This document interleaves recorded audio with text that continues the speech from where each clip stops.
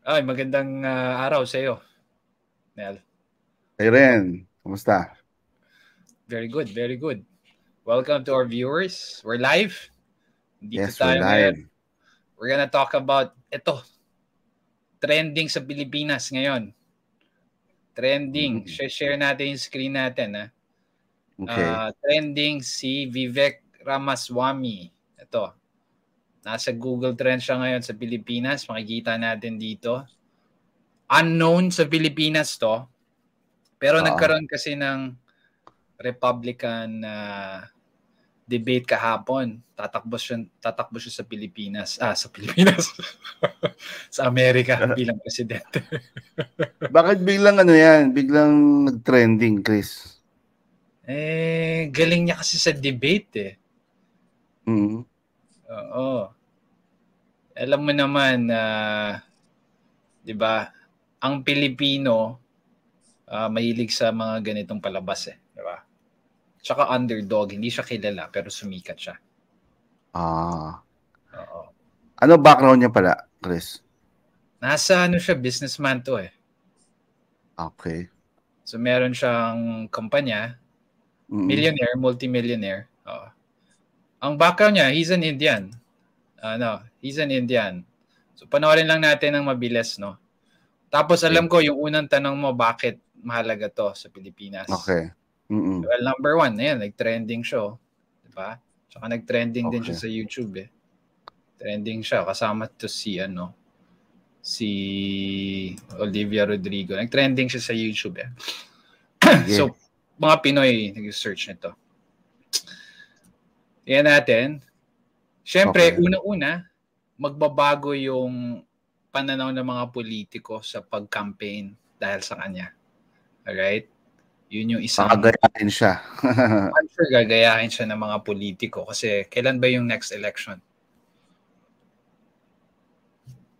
Lapit na Lapit na ba? Next year na yata or this year? Next year, mga mayors, di ba? Mga mayor. Oo. Okay, sige, let's look. Yan. Malinaw ba? May audio? Walang audio. Audio. Hold on, guys. Okay.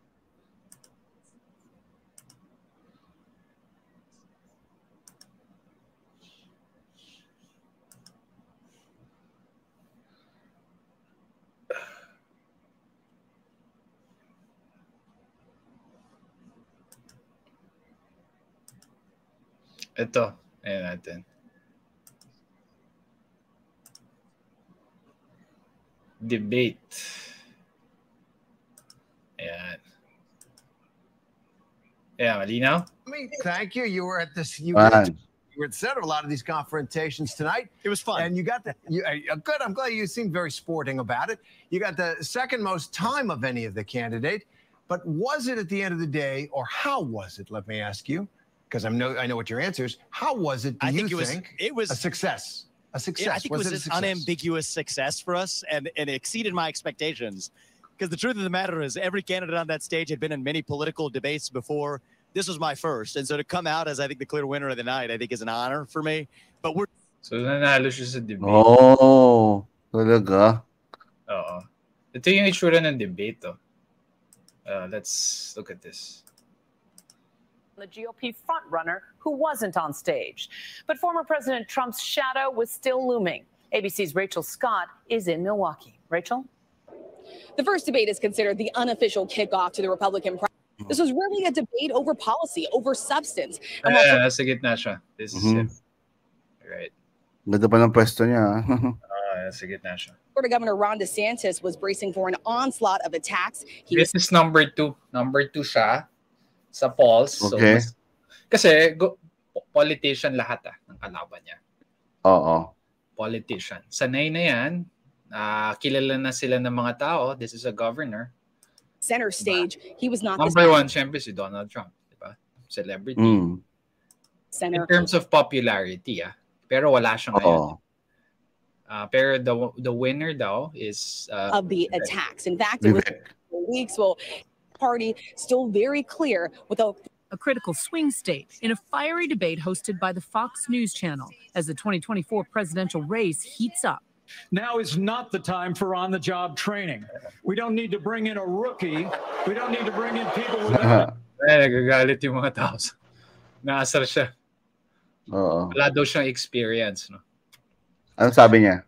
38 years old kasi siya. He's a millennial. Siya lang Bata yung millennial na natatakbo ng presidente. If he wins, siya yung pinakabata. If he wins. Oo. Pero again, number 3. Pero paakyat siya. And pag-usapan natin kung paano, tingin mo, tingin ko, and syempre, tingin mo rin, baka magbago yung paano mag-campaign yung mga politiko. Hindi na sa mga malalaking media. No? Oo. So, yun. Sige. And then, pakita rin natin, ito pakita rin natin to para lang alam nila. Ayan, makikita nyo dito na si Vivek talagang nag-a-appear siya sa mga podcast Ayan. Podcast talaga siya. Libre kasi, di ba? I mean, may mga following. Kagaya natin, di ba? May mga dedicated following. Ayan. So, madami So, yan nga. Talagang nag-a-attend siya, mas mura, no? I mean, mas effective. Tapos, mas engaging talaga. Siya lang yung first time na gawin to ng politiko. Aside from sa Democrats, may gumagawa niyan. Pero ang prediction, baka magbago daw May YouTube channel ba siya? Meron. Lahat naman sila meron. Hindi, heavy yung social media niya. Parang mataas yung followers or something. Tingnan natin. That's a good question. Okay. Tingnan natin. Hindi ko siya fina-follow actually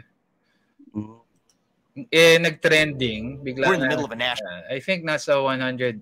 Ang dami niyang videos, 807.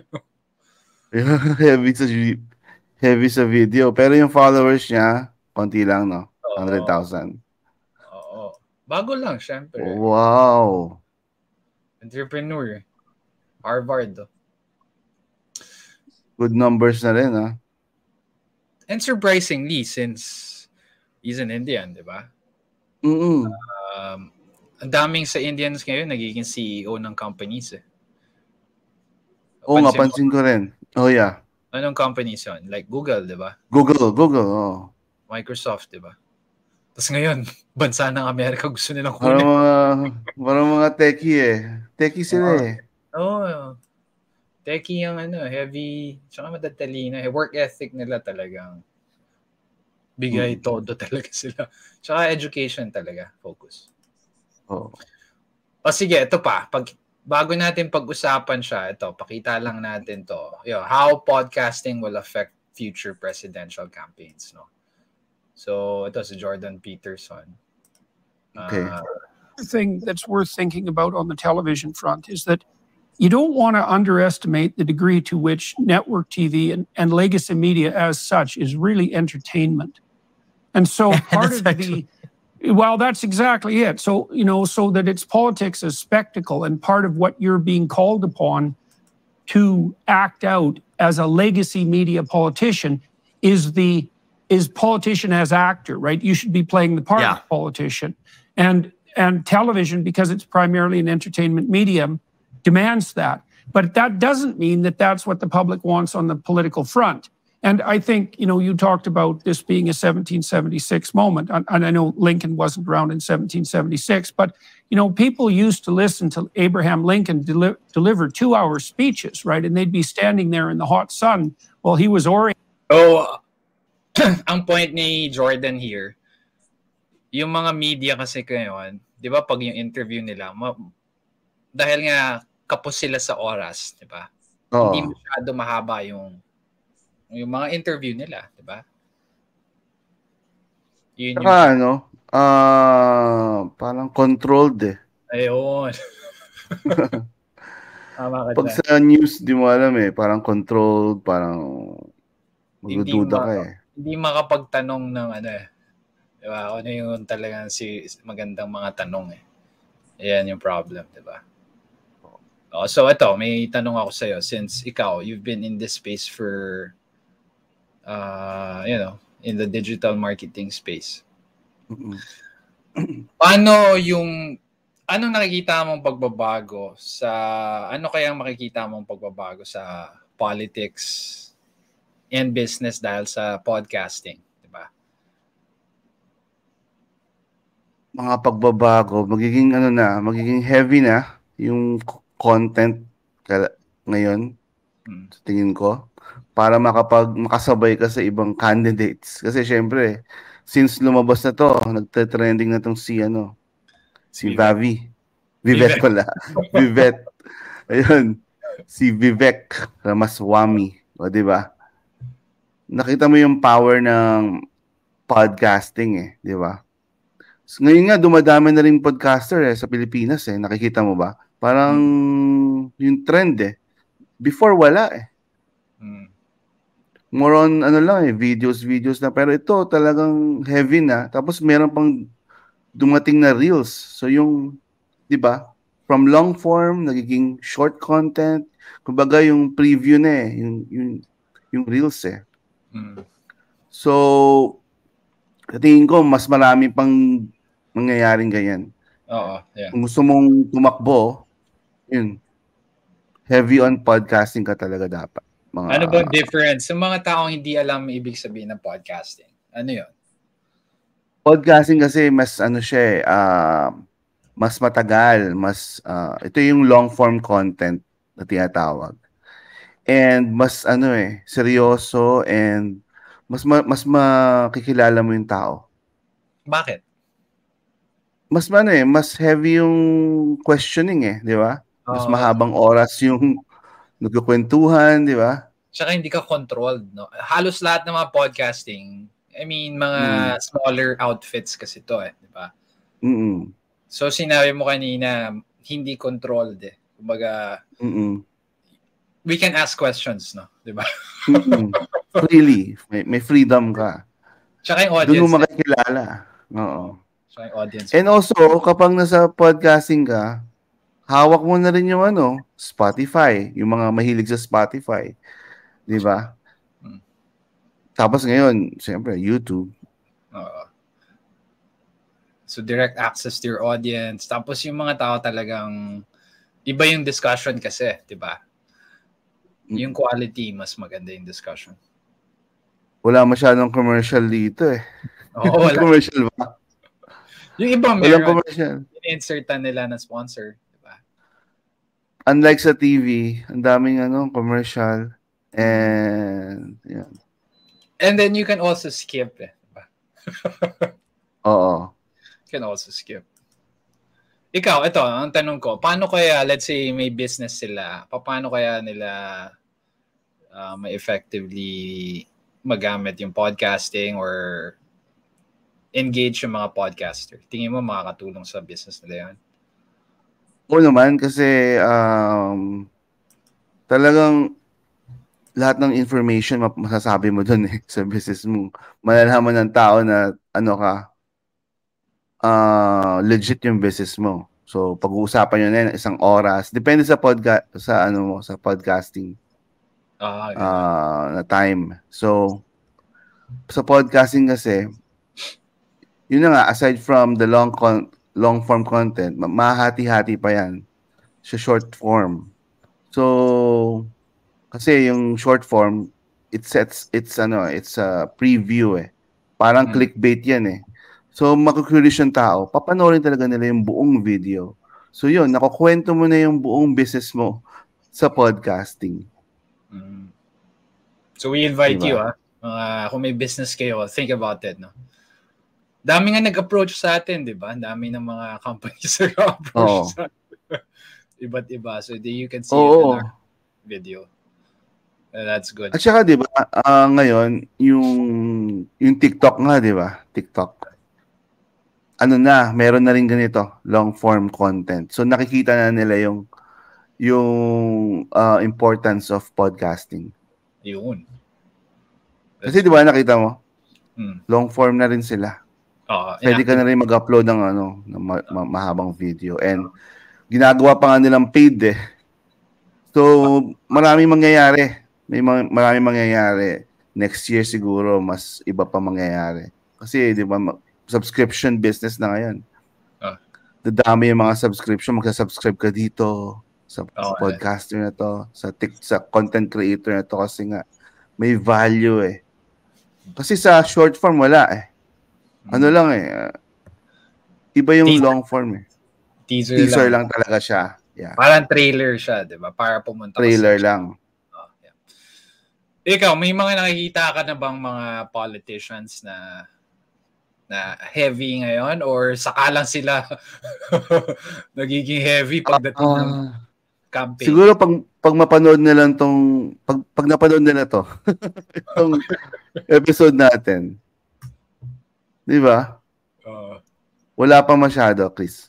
That's good. Kaya take advantage nila to. All right, that's good. Sige. Forever na to eh. Tama. Ito. Tingnan natin. Sila Attorney Libayan, di ba? Oo nga. Lakas nila. Lakas ang power nila. Long form eh. Lalo na siguro pag election, no? Lalakas yan, no? Tsaka nga minsan kapag nag-work ako, nag-ano ko eh. Gusto ko yung parang may background na ako naririnig na parang nag-podcasting background. Parang habang nagtatrabaho ka. Di ba? Parang music na rin. Parang music na siya. Parang radio, di ba? At least medyo may focus eh. May value talaga. I guess yun yung magiging important factor ng podcasting ngayon. No? Let's look at the video lang, no? Okay. And I know may mga tanong ka rin sa akin eh. Okay. Sige. Panoorin natin itong video ni Vivek. Paano siya magsalita, no? Kung bakit na-attract yung mga tao sa kanya. Diba? Let's check it out. This video. Share screen. I'm sure curious sila sino ba yung Vivek na yan. Bagong-bago eh, no? Bata pa eh, no? Ito, here. Ito, I follow this podcast din, si PBD, no?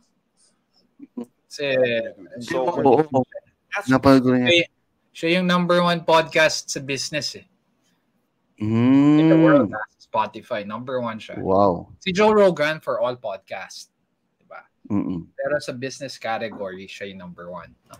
I think it was Maria Bartiromo that asked him a question saying, hey, you said you're going to drain the swamp, but you didn't do it. You hired Chris Ray. You hired this guy. You hired that guy. He says, well, looking back, I regret the hire here. But Chris Christie told me about this.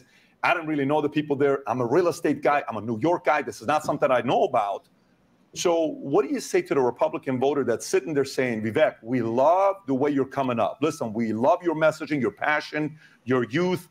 But why would we re-elect a person that definitely has no experience in the White House? Who are you going to hire? Who are you going to fire? You don't know these guys. Who are you going to put in the office to say, well, I'm going to fire this guy and I'm going to bring this guy and I'm going to bring that guy? You don't have any experience with these guys in the swamp. So what do you say to those guys that don't trust who you're going to hire? They like... Okay. Ganda ng tanong. Oo. Ito na yung pag-usapan. Sagot niya. Hindi. Before makita natin yung sagot. Sige. Explain lang natin sa viewers kung bakit tinanong yan. Siyempre, wala nga siyang experience. No? Wala siyang experience. Sige, game. So, ang sagot niya, makikita nyo, i-breakdown natin ngayon. I-breakdown natin. Sige, breakdown natin. I-analyze natin yung sagot niya. Okay. Analyze natin. Saan na yun? The swamp. By the way, yung swamp, ito yung mga ito yung mga corrupt, no? Na nandun na sa gobyerno na mahirap tanggalin. Well, you can't fix everything. How do you address that? So look, I think I'm the best shot we got, and nobody's perfect, but I'm also going to build on the foundation laid by Trump. I actually think, let's be really clear, I think that there's a lot he didn't do that we would have wanted him to do, but I think he did more than any president in the 21st century. That's not what I'm asking, though. That's not what I'm asking. Okay, So, anong ginawa niya dito? Number one, ayaw niyang atakihin si Trump. Oo nga eh. Oo eh. Why? Kasi si Trump sobrang lakas. So, in-acknowledge niya, parang si BBM, di ba? Hindi niya inatake si Duterte. Diba? Sabi niya, i-continue ko yung program ni Duterte. Diba? Yun ang strategy niya. Para makuha mo yung followings din ni Donald Trump, diba? Yeah, first. Anyway, strategy. Tingnan natin yung sagot. Tapos tingin ko dyan sa dulo. Kunwari, sa dulo na ng campaign, saka na sila mag-ano ni Trump. Siguro. Ngayon, kakaumpisa pa lang eh. Oo. Pero si Trump, 50% ng hawak eh. No? So let's look at How are we going to actually bring the people in, is the question. You don't have contacts there. Okay. Well, we're already starting, actually. How? So I'm starting now. I mean, we already published our list of federal judges, for example. The judges we'd appoint to the Supreme Court, the judges that will appoint to the appellate courts. What did I look at? So my view is the U.S. president already has the legal authority to fire large numbers of employees in the federal government. This tripped up Trump. This is the difference between me and Trump. Ayun. Okay, ano yung sinasabi niya dito? Sa mga hindi kabisado ang nangyayari sa Amerika, ibig sabihin nito, basically, imbes na i-fire, hirap kasi tanggalin yung mga yung mga kunwari mayor, di ba? Hirap tanggalin yan, binoto yan eh. Ng taong bayan eh, di ba? Ang focus niya tanggalin yung mga nasa gobyerno na, yung mga Department of ganyan, Department of Education kunwari. So yun yung gagawin niya. Imbes na tanggalin. Di ba yung nangyari kay Pinoy?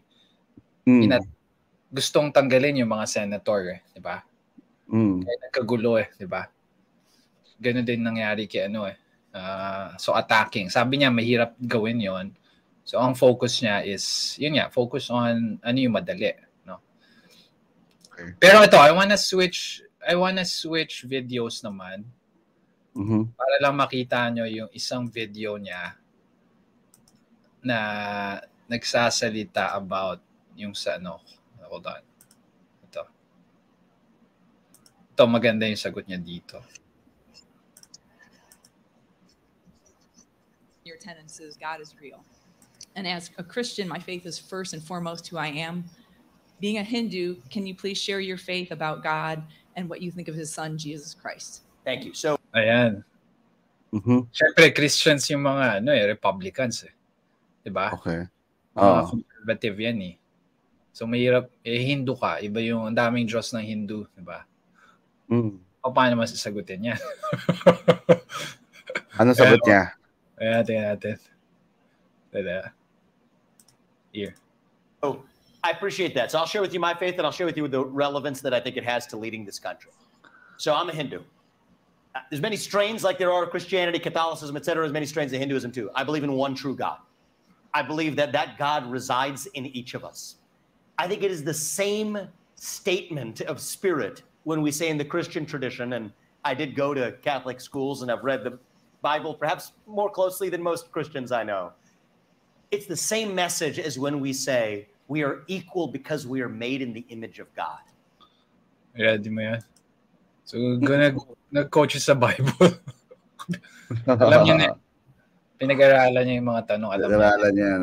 Diba? So, ibang klase. No? May potential. Ibang mga Indians talagang well-prepared eh. No? Ibang klase. Ano kaya nagiging factor yon, Chris? Yung Yung art of storytelling. Yan. Sa success ng mga politicians like Vivek. Para makakonect sa audience nila. Yan. Good question. No? Ako, nasa sales and marketing industry tayo. No? So, trabaho namin magkwento ng storya. No? And tayo dito, ganyan ang ginagawa natin. We engage different people. Very important yan na alam mo kung paano papunta yung storya mo. Very important yan. Alam mo yung tanong, paano ko sasagutin to na hindi ma-offend yung mga tao. Okay. Diba? Hindi mo siya, he doesn't wanna attack eh. Alam niya kasi yung reaction ng crowd eh. So yun yung storytelling. Iniisip mo yung, okay, ito, kapag ganito sagot ko, ito yung magiging reaction. So yung sagot niya, iniisip niya kung sino yung audience, tapos saan papunta, anong gustong maramdaman, anong gusto kong maparamdam sa mga audience ko. May pattern yan, di ba, Chris? Yung storytelling. So, kailangan para maging mas effective yung storytelling mo, kailangan ma-highlight mo yung problema muna. Tama ba? Oh, yes. First, tama yan. Di ba? Yes. Problema muna, then solution ba agad? Ano yung step by step, Chris? Iba-iba kasi yung approach ng ibang tao. Again, art yan. There's no one single approach. Pero kay Vivek, ang na-notice natin, ina-acknowledge niya muna. Acknowledge mo muna yung question. Kunwari, pag interview ka, huwag mong sagutin ka agad. Kunwari, in-interview mo sa trabaho. I-acknowledge mo muna, tapos mag-react ka ng feelings mo. Di ba? Parang ginawa niya. I'm a Christian too. I'm not a Christian, but I'm a Hindu. Ito yung mga pareho sa atin, di ba? So, yun muna, i-acknowledge mo para you create a rapport. After nyan, ayun, papunta ka na sa sagot mo. So, madaming approach dyan eh. Madaming approach dyan. So, there's no one way. Pero yun yung isang importanteng step. Acknowledge and also relay your feeling. Kailangan may feelings parate. Pag nagkukwento ka, hindi yung sagot ka lang na walang emotion. Tsaka kailangan ba maging comedian din? Kailangan. Warm. Relax. yan ang power ni Duterte last time. Yeah, napanood mo ba yun yung debate niya? Tsaka magaling magkwento kasi. Diba? Di ba mahilig siya magkwento? Oo, tama. And syempre, may sense of humor pa. Oo. And natural na kasi sa kanya yun eh. Natural na eh, di ba? Natatawa ako eh, yung napanood ko ulit yung dating yung dating debate nila. Grabe talagang yung kay di ba? Ihinang ihis yan. Sino ba yan? Sino may kalaban niya?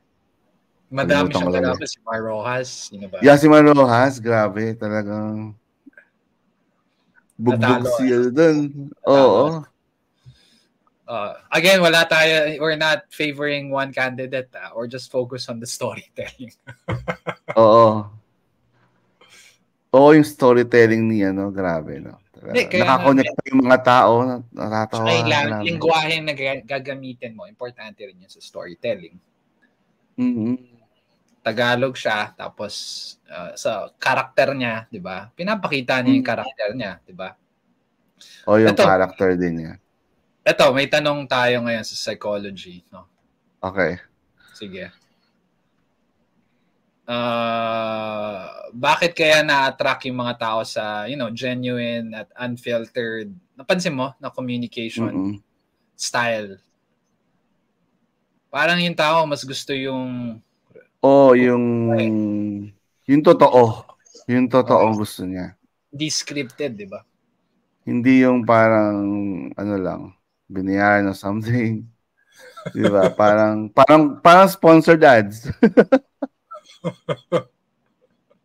Ayaw nila ng sponsored. Parang hindi gusto ng tao organic. Yan nakakita ko dyan.